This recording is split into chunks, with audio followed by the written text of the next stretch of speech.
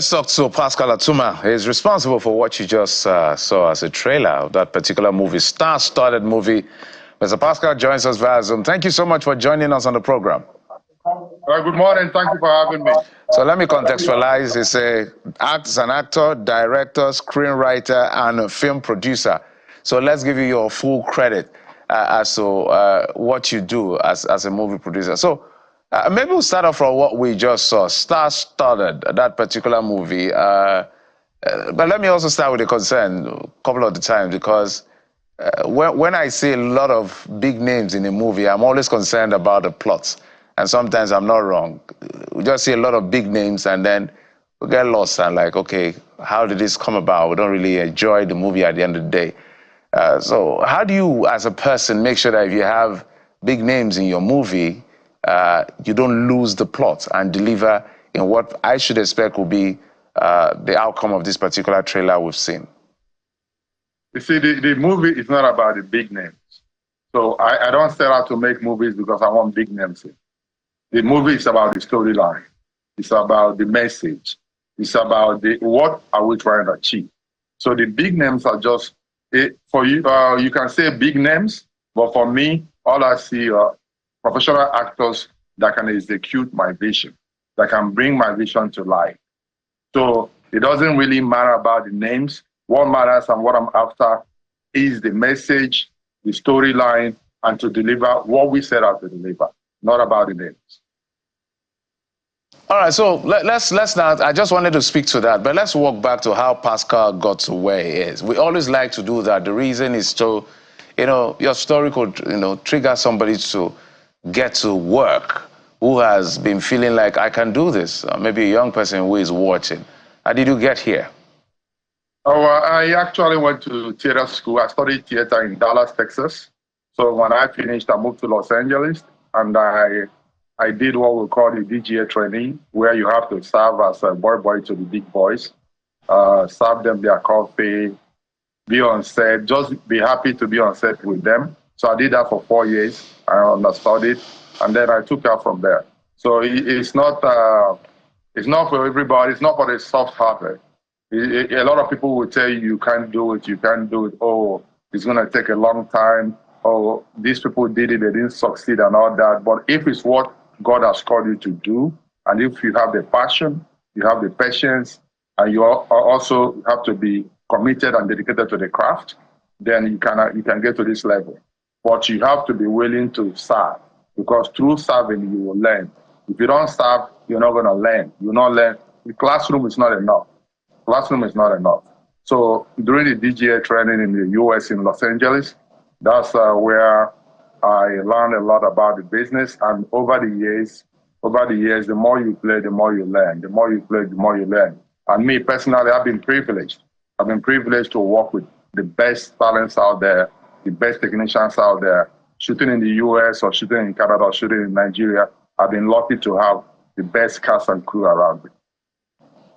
And, we started off by talking about, how profitable it is, but beyond that, how do we even get to profitability? And the reason I'm asking this question, Pascal, is, because of the current realities that Nigeria, finds itself with inflation hitting the rooftop and price of commodities increasing. So before you get to the benefits, the huge global benefits that streaming platforms offer, how are you able to get the work out there, given the current economic realities? What we do is, some people call it film, some people call it music, some people call it radio, all that, but it's called show business. It's called show business because the show carries the business carries the show.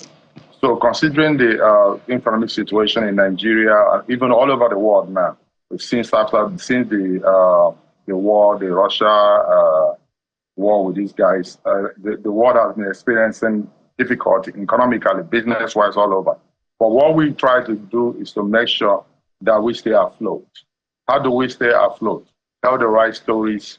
How do we stay afloat?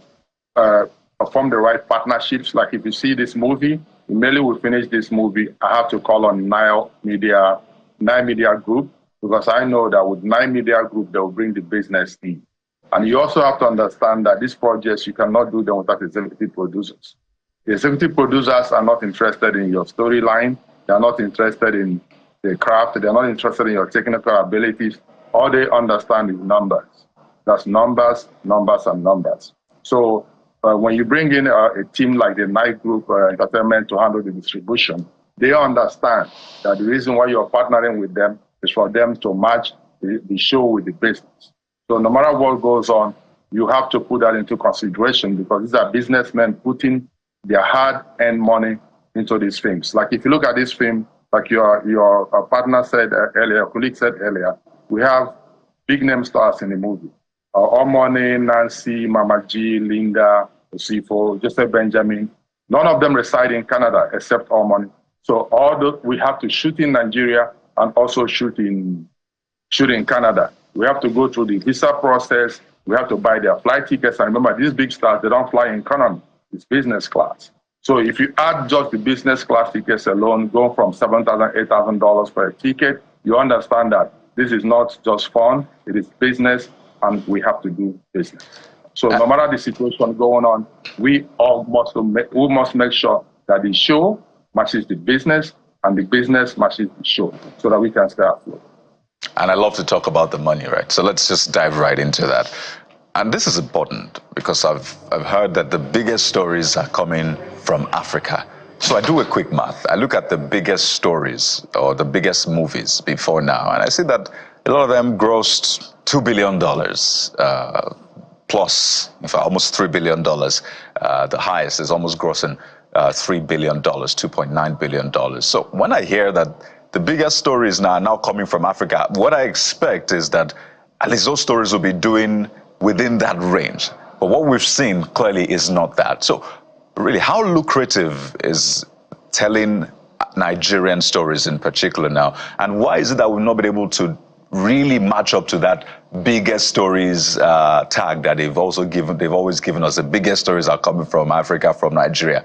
But when you look at the money, what you gross, it doesn't look like it. So what exactly are we missing here? The business part of it. You just said $2 billion, $3 billion, but you didn't put something into consideration. What you need to put into consideration is a movie that will gain $2 billion to $3 billion is garbage in, garbage out. I'll give you an example. We just did this movie now. It's a global storyline, but the budget cannot accommodate most of the global stars. You understand? Now, this same storyline, we take this same storyline and we take it to Los Angeles. And we alternate the cast. Same storyline, same production team, we alternate the cast. We bring in an Angela Bassett to take a role. We'll bring in a Denzel Washington to take a role. Just bringing in a Angela Bassett and the Denzel Washington, that creates the shift there. So now it's no longer a regular African story. It becomes a global story told from the African perspective. Now, if you look at that, so you have to consider the budget is garbage in, garbage out. Now, you don't set out. Let me break it down for you this way. The money we use for entire production of a Nollywood film is not enough for pre-production in Los Angeles. In Los Angeles, low-budget movies, classified low-budget movies is from $3 million. If you go into the SAG, let's assume you want to sign a SAG contract, Screen Actors Guild contract, and you go to SAG. They have ultra low budget, they have low budget, and then they have real budget. Low budget is $3 million. Which African production, which Nigerian movie have you seen they put in $3 million? Now, that's number one. Number two, if you make a call to Denzel Washington's agent now, the first question they will ask you before even they ask you about the storyline is, what is your budget? So when you say your budget, then Denzel is going to take in him alone. It's not going to work for less than $5 million. Minimum. That's where he's trying to be nice.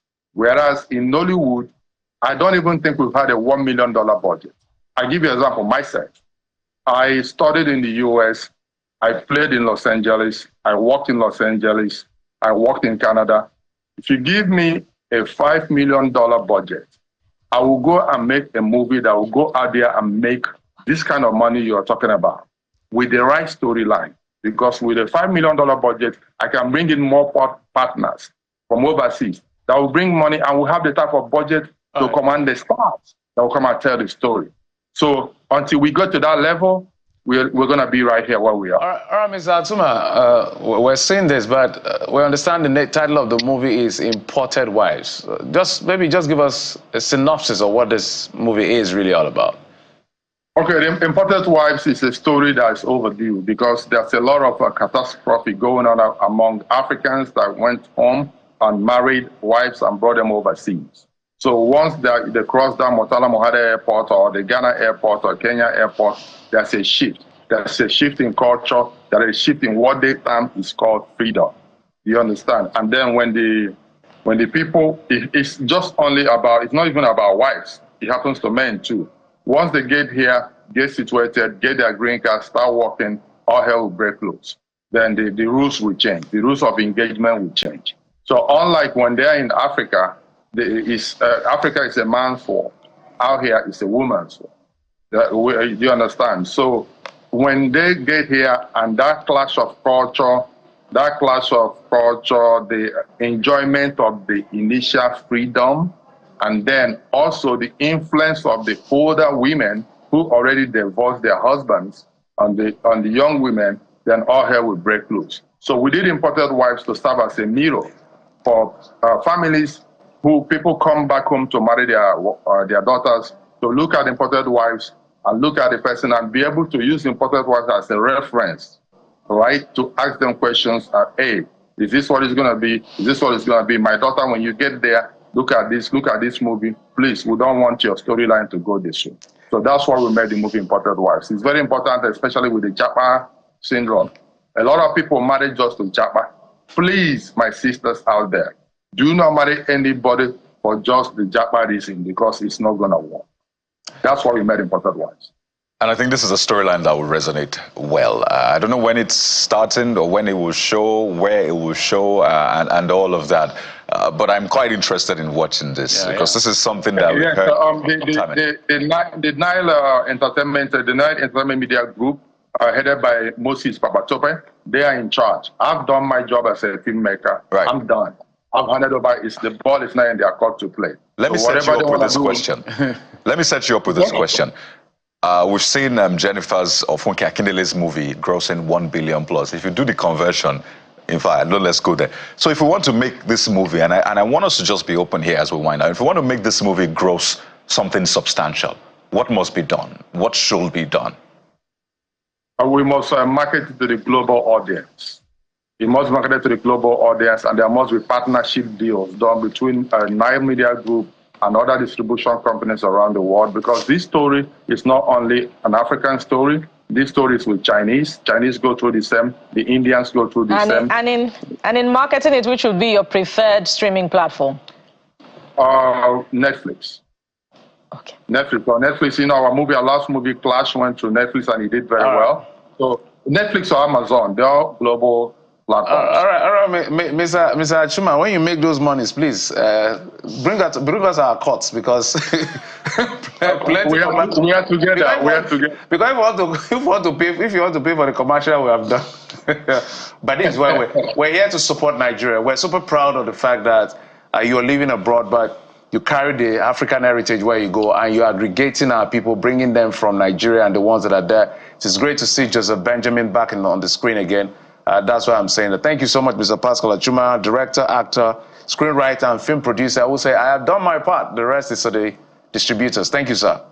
Yeah, thank you very much. Thanks for having me. Absolutely.